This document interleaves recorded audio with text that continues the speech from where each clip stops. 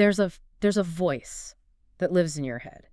It's relentless. It wakes up with you, it's there all day, and it tells you the most destructive things imaginable. It's an internal bully, really. Mm-hmm. And it doesn't just critique.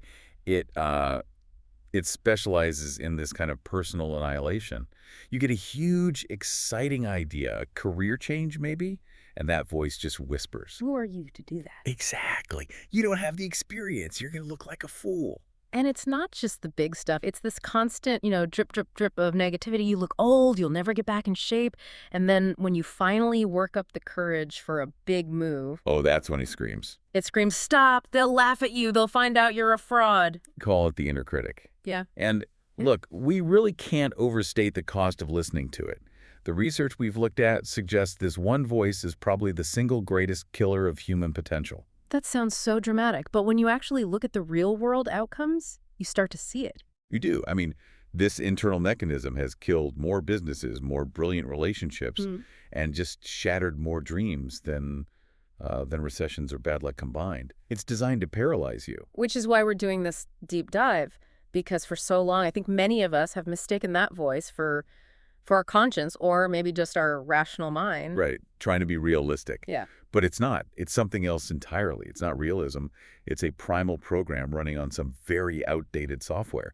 So our goal today is to understand what it really is, strip away its authority, and give you some very specific tools to dismantle it. Okay, let's unpack this, and let's start with the biology, because that piece of context alone just immediately takes away so much of its power.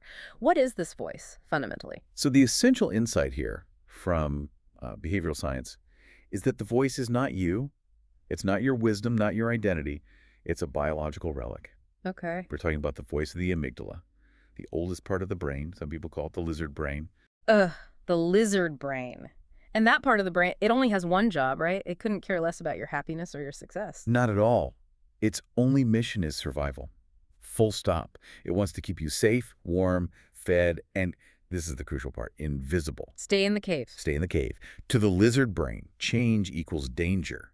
Standing out from the crowd. That could attract a predator. Yeah. So risk equals death. So the second we try to improve our lives, step on a stage, ask for that promotion, anything new, the lizard brain sees that as a literal threat to our survival. Exactly. It slams on the emergency brake. It manufactures doubt, anxiety, fear. Okay. It floods your system with cortisol. It's basically telling you you are a fraud, you're going to be rejected, and if you do this, you will die. And here's where it gets so interesting, because that mechanism, that's why high achievers often suffer the most from imposter syndrome. Yes. They're the ones constantly pushing the boundaries of that cave, so their lizard brain is just ringing the alarm bells constantly. They live with this feeling, this dread that they're just about to be exposed, Yeah. that everyone's going to find out they have no idea what they're doing, even with decades of proofs that they do. But the research points to this really critical distinction, the one that separates people who succeed from people who stay stuck. That feeling of terror, it's universal. It is absolutely universal. The fear is a given. The CEO feels it. The new hire feels it. The difference is purely in the response. Okay. Amateurs hear the voice and they listen. They stop. Professionals, they argue with it, they hear it, but they move forward anyway. And masters. Masters have learned to just ignore it. Yeah. The fear's still there, but their response has shifted from compliance to just defiant action. That is a powerful framework. Mhm. So the question then becomes, how do we move from being an amateur who listens to a master who can ignore the noise? The sources we reviewed lay out a really clear three-part strategy for this. Right. We need to get out of emotional reaction and into behavioral strategy. Okay, let's start with tool number one.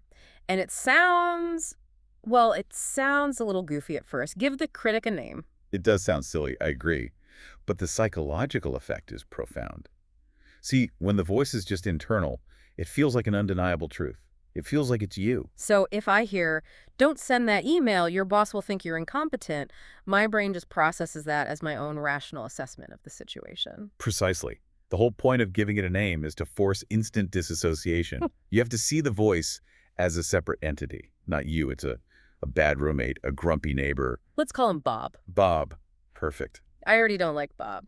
But, okay, how does just calling this thought Bob actually create distance when it's still coming from inside my own head? Because it lets you narrate the experience differently. When Bob starts up telling you your idea is stupid, that you're going to fail, you can actually respond, out loud even. Thanks for the input, Bob, but I'm driving the car today. That totally reframes the entire interaction. It does. You've just turned a terrifying internal truth into an external annoyance. You're not fighting with yourself anymore. You're just dealing with a noisy passenger. That distance takes away its authority immediately. Okay, so Bob is in the passenger seat. We've separated from him. Now we move from that dissociation to tool number 2, which is more of a direct confrontation. We have to fact-check your brain. Yes, and this is critical because the inner critic is, at its core, a pathological liar. It thrives on exaggeration. It deals only in absolutes. You'll hear it use words like always, never, and everyone. Right. The thought isn't, I'm worried this presentation might not go well. It's, you always mess up presentation. Or this is never going to work, or everyone will hate this. Yeah. The moment you hear those absolutes, you have to become a lawyer. Put the thought on trial and demand the evidence. You ask yourself, is it objectively true that I always mess things up? And that's when it crumbles. Because you hit that fuzzy emotion with cold, hard logic. The counter is simple. No, actually, last month I succeeded at X and Y. The data shows I only messed up this one specific time. Or for everyone will laugh. Is that really true? No, most people are too busy worrying about their own inner critic to even notice what I'm doing. So you're saying when you hit emotion with logic, it falls apart. It has nothing to stand on. Which leads us right to the third tool, and frankly, this is the most important one. The research is so insistent on this. Okay, tool number 3, action cures fear. Yes, you can't think your way out of being stuck. You have to act your way out. And this is about fighting that hesitation mechanism. Exactly. The inner critic thrives on hesitation. The longer you wait to make that call, to launch that thing, the louder the voice gets. Hesitation is the lifeblood of anxiety. It's a feedback loop. The critic says you'll fail, so you hesitate, which makes the voice louder, which makes you hesitate more. But the instant you move, something in the brain just shifts. The moment you take action, hit send, dial a number, step on the stage, the voice just vanishes. It's gone. Why? Why is it so immediate? Because your brain has switched modes. It's gone from worry mode to execution mode. Worrying is the amygdala running wild. Executing a task requires the frontal cortex to take over. You literally cannot be worrying about some abstract future while also focusing on the concrete task in front of you. The cognitive load gets redirected. It does. And the critic loses its platform. This completely blows up that idea that we need to feel ready first. Right, that we have to wait for confidence to show up. It's a lie the crack tells you to keep you stuck. The research is crystal clear on this. Confidence does not come before the action. Confidence is the result of the action. You will never feel ready. You have to do it scared. And that idea of doing it scared, if we connect that back to how we build our identity, the stakes get even higher. The research uses this powerful analogy about casting votes for who you want to be. It's so true. Your identity isn't just what you say you are, it's the sum of your actions. Every single time you let the inner critic win, every time you back down from something scary, you're casting a vote for, I am a coward. But every time you feel that fear and you do it anyway, you send the email, go to the gym, start the conversation, you're casting a vote for, I am courageous. And those votes add up over time. High achievers aren't fearless. They're just people who have cast way more votes for courage, even when they felt just as scared. But we're fighting our own biology here too, because of something called negativity bias. Our brains are literally wired to remember failures and forget successes. It's an old survival mechanism. Remembering where the lion was kept you alive. But today, it means your brain automatically discards the evidence of your own capability, so you always feel like a fraud. Which gives the inner critic an endless supply of ammunition. So to fight that bias, the final, really practical step is wind tracking. You need to collect your own data. You have to. If your brain is hardwired to throw away your successes, you have to keep a manual record. You must create undeniable proof of your capabilities. And these aren't huge things. We're not talking about Nobel Prizes. No, not at all. It's the small daily wins. Yeah. You write them down. I made that call even though I was terrified. I finished that chapter when I wanted to quit.